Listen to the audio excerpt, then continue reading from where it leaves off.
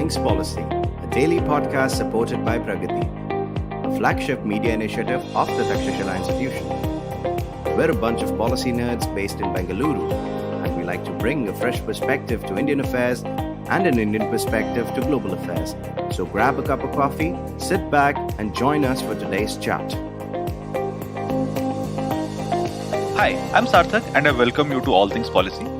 In this episode, I have with me my colleague Suman, who manages Takshila's Advanced Public Policy Program. Hi, Suman. Hi, Sarthak. Happy to be here. Yeah. So, in this episode, we'll discuss the higher education sector. And basically, we're going to focus on understanding the government interventions in this sector and how has it played out. And yeah, obviously the market has a role to play in the higher education sector. It plays a significant role in the higher education sector, but how the dynamics between the markets and the government has played out. This episode is based on some of the articles by Professor Devesh Kapur, Pradhan Mehta and Naushad Forbes. So we'll be sharing the readings along with this episode. So this is what we're going to discuss. So before we start, so Suman, I just had one question. What should be the role of government in education and specifically in higher education? Yeah, in the way I look at it, when we look at the role for a government in any sector, the first question that as students of economic reasoning we ask is what is the market failure or what is the kind of good that we are talking about. So for education as a whole, we have all kinds of economic reasoning. We have come to a conclusion that education provides huge positive externalities and therefore the government has a role to play. This is specifically true for primary education, early education, etc. But the field of education is a little more complex and the higher education sector presents different kind of challenges. A lot of study has been done as the social rate of return for higher education. While some studies tell us that there is a high social rate of return for higher education and therefore the government should be involved, there are also other studies that are challenging this belief for some time now.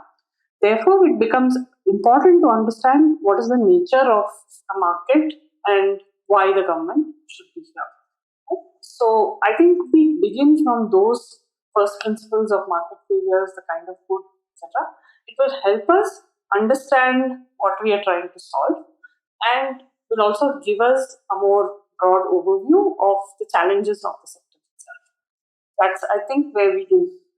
Yeah, thanks, Suman. And also, any government will have some limitations with regard to the resources, right? So if they have to look at the entire education sector and if they have to decide where they have to put their money in school education or in higher education, the amount of money they're spending in, let's say, school education X amount is also equal to some amount of money less that is being spent on higher education. And then again, vice versa, right? If you're putting in money in higher education, maybe that much amount of money less will be there for the primary education. So again, governments have to take that into consideration as well, the opportunity cost. Yeah, with respect to that, especially in the Indian context, I think there is a lot of controversy or a lot of discussion that goes on about how India prioritized higher education sector when compared to the primary education sector. But the data doesn't seem to bear that out completely, because when you look at higher education as a percentage of total education, higher education expenditure, or as a percentage of total education is just about 15 to 18%, which is just about 0.6% of GDP. Okay, these numbers might be slightly dated in terms of a few years ago. Yeah, so if higher education is getting only about 15 to 18% of total education spend, I don't think that claim that we prioritize this over that is too valid. So we should look at overall what is the expenditure and how we are spending, allocative decisions that we have to make for higher education, right? So having said what the percentage of expenditure on higher education is, I think it's good to take a step back and ask ourselves about the status of higher education in India. Where do we stand in terms of various parameters, etc.? Sarthak, what is your take on that? Yeah, so if you look at the higher education sector, the gross enrollment rates, right, in higher education, the gross enrollment ratio, it is quite low, though it has been increasing over a period of time. Now, how do we measure this? Those who are in the age category 18 to 23 years, right? How many of them are getting enrolled in higher education? So if you look at this number, it is around 27%, right? So if there are 100 people who are in the age category 18 to 23 years, just 27 of them are getting enrolled in higher education. The comparable numbers in some of these advanced economies, right? US is way high, like 80% in that range. So, and again, if you compare it with China, also it is quite low. So our GER is low, and not only that, if you look at the quality of learning that happens in some of these institutions, again, it's not up to the mark. Yeah, we do have some educational institutions which are the premier institutions in India, the IITs, the IIMs, ISC. But if you look at the international rankings, right, not all of them are also in the top one of top 200, top 500. Very few of these institutions will be in the top 200, 500. And also, if you look at the overall higher education sector, right, the quality is not good. There are multiple issues, and any student, right, if they want to pursue a specific course, they might not have those options. And the some of these premier institutions, look at the number of people who are vying for those seats in these premier institutions. At all these competitive exams that you have, lakhs of people are sitting for just few hundred, few thousand seats. And some of the other universities, they take students, they admit students on the basis of board exams. The cutoffs have been increasing all every year, right? So this is how the system looks like, right? It seems to be a massive demand, but supply has not been able to catch up with that demand. The quality of learning is also not up to the mark.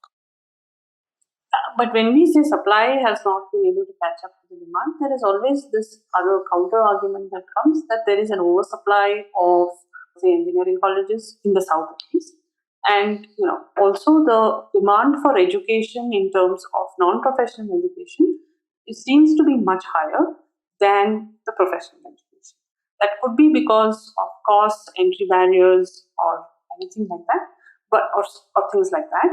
But yeah, when we say demand supply of particular courses, or what do you think are the constraints or the problems that are plaguing these particular sectors? Yeah. So again, Suman, if you look at this entire higher education sector, you have the markets, right? The private players, they are also providing for higher education, and then you also have different government run institutions. Yeah, I do agree with you that in some areas now the seats have actually increased the demand as compared to the demand, but it is not always the case. And in fact, for wherever you are getting quality education, there is massive amount of rush for those people are vying for those few seats. And but again, there are many other streams where again you will find massive scarcity. Like for look at MBBS, for example. If you want to do medicine, there's so many people who want to pursue medicine, but the number of seats are way limited. So ideally, markets, I mean, how do they work, right? There is a demand for something, and if there is a demand for something, there is a signal to the producers. If there is a scarcity, producers produce more. You should ideally have more number of seats, and as a result of which, yeah, I mean, both the students are stand to benefit. At the same time, the higher education institutions, medical institutions would have also benefited. But in higher education sector, this has not happened. The demand and supply is a massive mismatch. Now, one of the reason is, see, there might be demand, but can producers automatically, immediately set up these institutions? No, they have to go through a set of approvals. So you have different regulatory institutions which provide these approvals. Now, the problem here is there are massive restrictions on that. You cannot just, in fact, it is not that easy to meet all these entry barriers, whatever are there, to overcome these entry barriers. So, as a result of which, even though there is massive demand in some of these sectors, for example, medicine, you won't have equal Supply is not or there. proportionate supply of the, yeah, supply is not able to meet those demands. Now, another thing has happened is, si- Would you actually say that private investment decisions, I mean, we are saying supply is not able to match, it is somebody making an investment, right? So if yeah, private investment decisions are driven more by regulatory requirements rather than market needs. yeah, exactly. So regulation here is kind of acting as a constraint, right? It's acting as a bottleneck in between. And in fact, another way also it plays out. Not just the harsh regulations on in itself, but the different kind of regulations are such that someone who is, let's say, very good in pedagogy, or someone who has some sort of innovative solutions for the education sector, versus someone who knows how to game the system, right? The person who knows how to game the system, the person who knows how to manipulate the system, might be at an advantage as compared to someone who is maybe just interested in the education sector, who's an educationist, so as to say, right? So, and this also leads to a situation where there is adverse selection. The entire sector now Yeah. attracts more people who know how to game the system, manipulate the system, When right? we And say as a game, result of which, what will happen? Huh, when we game this, they meet the regulatory requirement. They have figured out a way to meet regulatory way to requirement, which do not completely follow market rules, maybe like competition or any of those accreditation or exactly. any of those, right? Yeah. Or Go they ahead. might be engaged in things like rent seeking and other things, which are typical cases of government failure. Yeah, also the kind of criteria that are there for regulatory approvals, right? Most of them will be on the basis of inputs, right? For example, how much land you have, right? That is one of the criteria. And not all new entrants, right, might be able to meet these requirements. Maybe they are good at outcomes or outputs, right? But that's not really the focus of our regulatory systems, right? So in this, it also impacts the supply of higher education. It also impacts the quality of higher education, because you have just focused on inputs and you have not focused on some players who could have possibly given you better outputs with the usage of minimum amount of inputs. So it comes down to the point that these regulations probably came about because of certain fraud, something to protect people from, because there were a few instances of fraud or any of those things. But it has now morphed into something that is becoming a serious limitation for the sector itself, right? So, we need regulation, we need light touch regulation to protect the interests of students, parents, whatever, But these light touch regulations, they probably could also be taken care of under the Consumer Protection Act or any other. We did not need to get into the regulatory maze and creating, more bottlenecks for people who are starting education institutions. Is that a Yeah. good way of? And so not only, yeah, this is one of the correct ways to put it, but here again we can divide into two parts, right? One is when you are starting the institution. At that point of time, you are looking at some requirements, but it is not just when you start the institutions or when you want to enter into the sector. You also have periodic mechanisms, right? Day-to-day mechanisms, or like monthly or yearly, some sort of accountability Audits. mechanism will be there, right? So for example, yeah, audits, inspections, accreditations, these are also there. So we, again, the government does all these things. There are different institutions within the government which does that. Ideally they should have been able to address some of the problems, but here also you have limitations. For example, you might have inspections, but you also need to have that capacity to carry out these inspections, right? You should have enough people, manpower to do that. They should also be trained for that. That this Again, also might be lacking. And again, inspection is again huh, time seeking, and you're creating, incentives are not actually aligned in that entire inspection system as such. yeah, principal agent problem can be there. Rent seeking is something which can happen. Accreditation is another way by which some form of accountability can be enforced, but here also you need to have that kind of capacity, right? So these are the typical accountability mechanisms used. But another way by which accountability can be ensured is where the consumers decide, right? That they are the ones who will decide, right? If you have enough supply of seats, and in that case the demand, right, the way the supply and demand will match, it can ensure accountability. But the problem here is we have had more demand, but we did not have enough number of seats, enough education institutions. So in that case, what will happen? There is not much incentive for the existing players to improve their pedagogy, to improve their learning outcomes. They do not have, they can be just held unaccountable in that case. Yeah. Also, when you talk about accountability, the other way to bring about accountability is to reduce information asymmetry. If you insisted on Yeah, colleges to put out information regarding your students, regarding number of the results that student they got, profiles.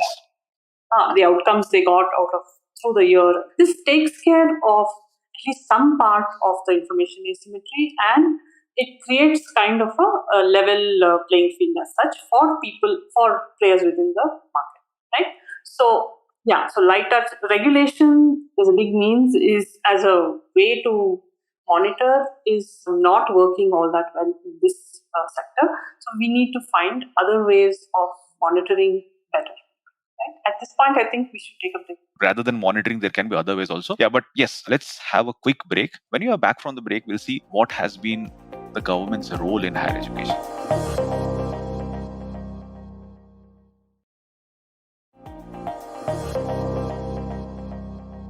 Hi everyone, welcome from the break. So before the break, we were discussing about what are some of the different kinds of regulations in higher education, and as a result of which, what have been the outcomes, right? So because of these regulations, supply of different kinds of higher education institutions, seats have been limited, and the quality has also been impacted. But it is not just that the markets have been providing for higher education. The government also, in case of India, both the union governments and the state governments, they are also involved in a much deeper way in the higher education sector. For example, they run different higher education institutions on their own. And even if they're not running these higher education institutions, many times what they will do is they will fund higher education, they will subsidize private sector higher education as well.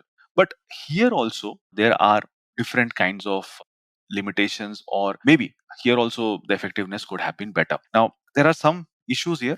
For example, if you look at the state funding of higher education, large part of it is revenue expenditure. Right? Almost 95% of it is revenue expenditure, which implies that the capital expenditure is very low, which implies that there is not much investment happening to improve infrastructure, maybe. Also, some of the higher education institutions which are run by the government, they are considered to be the premier institutions. People fight for those limited seats that are there. But the credibility of these higher education institutions, the IITs, the IIMs, they are more dependent on the fact that they are very, very selective when it comes to admitting students. Right? Lakhs of people vying for those few hundred seats or 1,000 seats, which also indirectly implies that their pedagogy might not be as good, or at least they do not have that much incentive to improve their pedagogy. Right? If already there are so many students vying for those few limited seats, right? What is the incentive for them to improve their pedagogy? Also, I among think that also some of these reflects issues,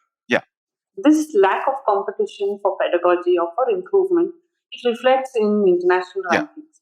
How many students do we see having exactly, really high rankings in any of those? Or how many of our institutes also are ranked high in any of those world ranks? So this exactly. lack of incentive amongst these people to compete for pedagogy is telling. Also, if you look at higher education institutions which are among these top ranks, right? Look at the amount of output that comes out of it, the number of publications, the number of patents, and bunch of things, right? The quality of patents, right? Publications in some of these top journals.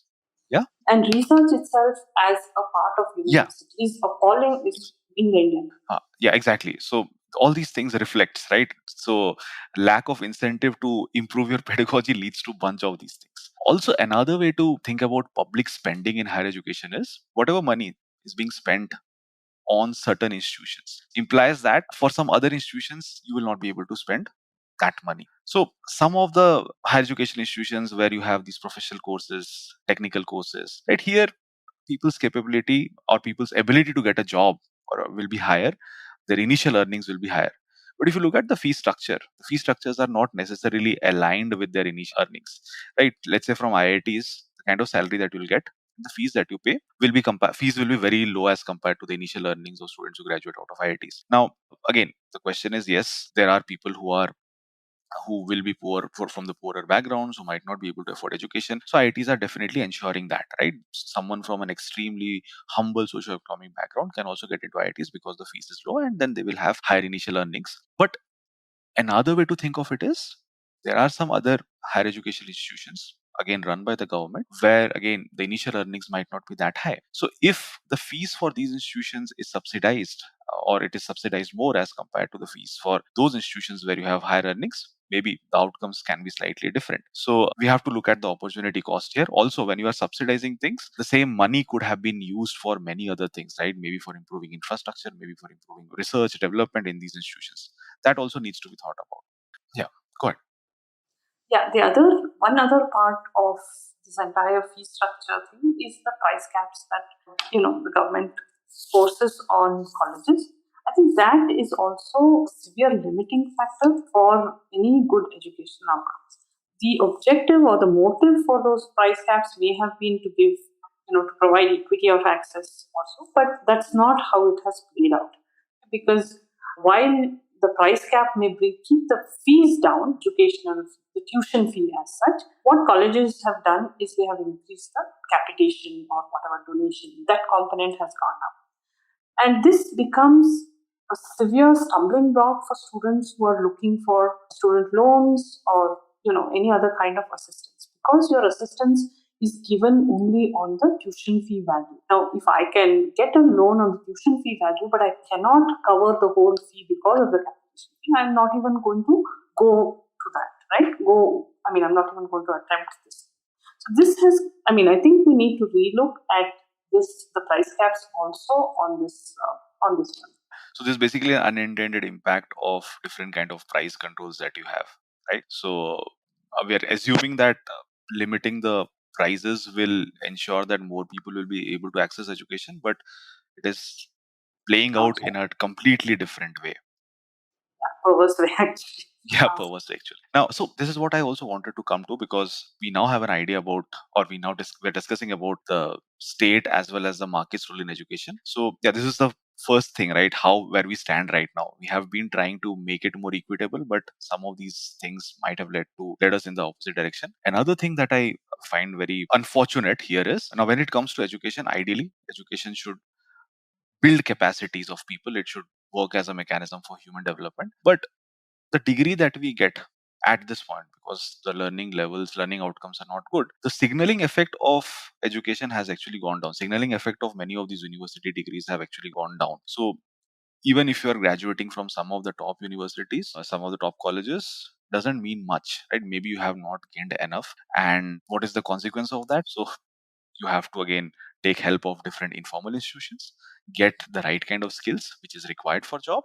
Or if you are entering into the labor market, again that particular organization, that particular firm has to train you. So there will be like 9 months of training, 6 months of training, so that you are considered fit to be able to do the tasks which you should have been able to do with the help of your education. So all these things are actually leading to massive amount of deadweight losses in the society.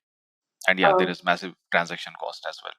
Yeah. So solutions to this seem to be, this is just, we're just talking very small. We just touch like the tip of the iceberg when it comes to even the higher education sector. I think, to kind of sum up, the challenges in higher education is, one is that of quality, two is how do you build in research into the system itself, three is equity of access, which is very, very important in a country like ours, which have huge income disparities. And also, one important thing that we have forgotten through this is building liberal arts universities. Because our focus has been on professional education or on engineering or medicine or those kind of fields, we have lost focus on liberal arts universities. But if you look at the data that we have, most education or most higher education is in the fields of arts, commerce, science, the way they put it together, which roughly is some ways liberal arts, but not in the classic definition of it. So if you have these, but you don't have a strong liberal arts university kind of background, I think the societal benefit that comes out of it is firstly lacking, and also it is skewing the market towards some branches of the other. So I think even building excellent liberal arts universities is an important thing that higher education should look at. Yeah, so for me, those are the challenges, and mostly, like you said, signaling what I get out of my degree should signal to the labor market as to what I am capable of. That is not happening at this point in time, and getting that up will be the single driving factor for the next policy years. Would you like to sum up? So I just have a couple of points here. The first thing is there has to be more competition, right, in the higher education sector. Competition not between students, but competition between higher education institutions, which implies that we need to have more higher education institutions having more seats. Why do I say this? If, let's say, the number of seats are less and the supply of students is more, there is no incentive for the education institutions to actually improve things, right? Yeah, and also Only when we when look the at sources of supply, when you're saying we should increase supply, we should not constrain ourselves by saying they should be Indian universities only, they should be in partnership with Indian universities, etc. We should be open to everybody playing their part in the higher education. Exactly. So that's what, right? This is one of the interesting recommendations that is part of the national education policy, which says that we have to maybe revisit our regulations so that foreign universities can set up their bases here. At this point of time, by the way, in India, foreign universities are not allowed, and also education sector is considered to be a not-for-profit sector, which again leads to bunch of other issues, right? You're not supposed to, or again, getting more funds for higher education, for improving higher education becomes difficult because it is supposed to be a not for profit sector. So the first thing that I would say is maybe increase the supply of seats, then only there can be competition between institutions, then only there can be competition which can lead to improvement in pedagogy and bunch of other things, right? And this is what is actually happening in the engineering space now, right? In the engineering sector, all of a sudden the number of seats increased massively, and after that, again, between the different players there has been increased in competition gradually, and some of the institutions which were not providing top notch education, they have left the market, and in future it will take care of that. The demand and supply will take care of it. The second thing is, yes, access to, I mean, since there might be people who are from poorer socioeconomic backgrounds, they might find it difficult to access education. There has to be some reforms in that area. Fee reforms are important. Access to loans is also important. At this point of time, student loan coverage in India is quite low as compared to some other countries world over. Third thing is, how do you ensure accountability, right? One is, yes, you can leave it to the markets, and we have been using inspection methods, accreditation methods. Inspection might not be good enough because you do not have capacity. Accreditation might be better. So what can be done is, maybe there can be some mandates that, okay, these are some of the things that universities have to be proactive in disclosing, student profile and other things that we were talking about. This can lead to decrease in information asymmetry, and maybe we can have multiple accreditation agencies, right? Who, and there is competition between them. Yeah, so that can be another way. And since you're talking about research and development, now in case of India, there is something which is very peculiar when it comes to state funding of research and development. Typically, states fund or governments fund research and development because there is again massive positive externalities.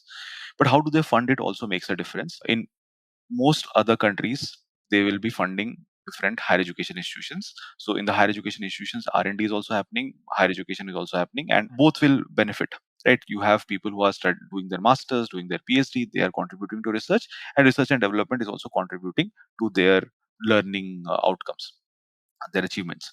But in India, what has happened is most of this allocation goes to autonomous institutions, like CSIR and all. So as a result of which, our academia and our public R&D, they are kind of divorced. So maybe we have to rethink of this as well, because what is happening here is universities do not have fund for R&D, and these institutions might not have enough manpower or human resource to carry out R&D. So maybe we have to rethink some of these policies. Yeah. So at this point, I mean, we've just scratched the surface and we've just brought some aspects of the higher education puzzle to our listeners. We hope we'll be able to cover a few more later. But yeah, so we need to look at this whole sector through the prism of markets, society, government, and look at how we can overcome particular failures is going to play a really important role for all of us. Thank you, Suman. Thank you, listeners, for joining us. Thank you.